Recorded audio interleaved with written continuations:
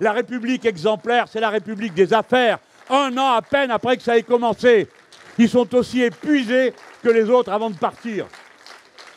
Alors j'ai dit au Premier ministre, est-ce que la vertu va être rétablie dans l'État? Alors non, les gros malins qui disent la vertu, non, on ne parle pas de ta libido, du genou. La vertu républicaine. La vertu, c'est la notion du bien commun, de ce qui est bon pour tous. La vertu est impuissante sans la loi. La vertu ne surgira jamais spontanément, sinon par la loi qui l'impose et qui est légitime à l'imposer, fût-ce de force, parce que comme elle a été décidée par tous, elle s'applique à tous. Encore faut-il qu'elle ait été décidée par tous. Encore faut-il qu'elle ait été décidée en connaissance de cause. Oui, la vertu est impuissante sans la loi. Et la loi sans la vertu, c'est-à-dire sans l'intérêt général, sans le bien commun au poste de commande, sans la ferme volonté de n'être jamais l'esclave d'aucun intérêt particulier. La loi sans la vertu n'est pas la loi au sens républicain. C'est juste un contrat du plus fort sur le plus faible.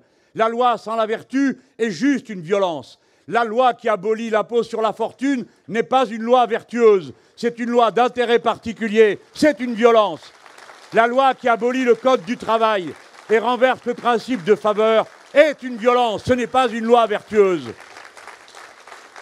Et si vous peinez et que vous vous demandez en quoi la vertu pourrait consister, eh bien, je vous demande de faire confiance à un mot, une expression qu'avait inventé George Orwell. Quelques-uns d'entre vous ont lu ça en 1984. On est dedans, hein? On est vraiment dedans, hein? Dans 1984, le ministère de l'Amour s'occupait de la guerre.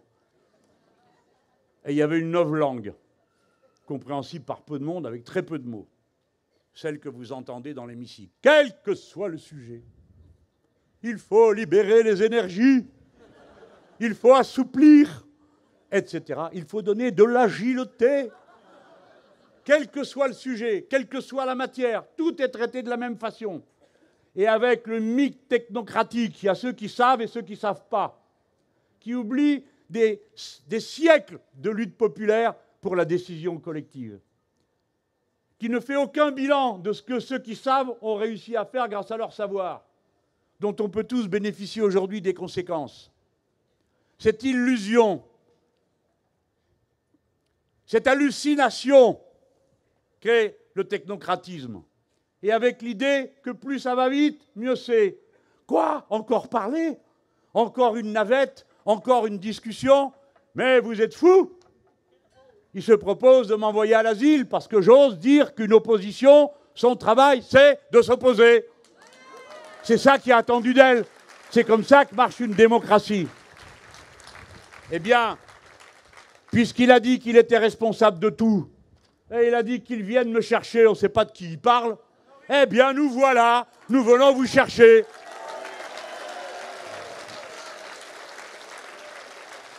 Et on va vous trouver là où vous êtes le jour du vote des élections européennes pour le référendum à propos de la politique de Macron. George Orwell se référait à une idée que j'ai découverte il n'y a pas longtemps, que je trouve très optimiste pour un type qui était complètement neurasthénique, c'est pas mal, mais qui avait compris beaucoup de choses.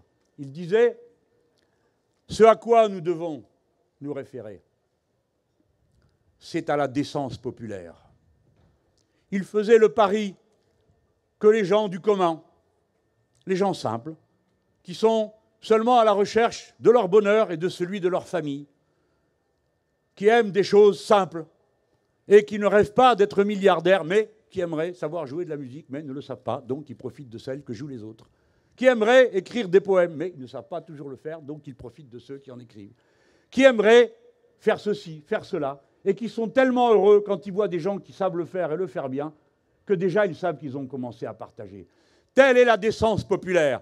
Il n'y a pas d'autre décence dans la vie de la société que de partager, parce que c'est la clé du bonheur.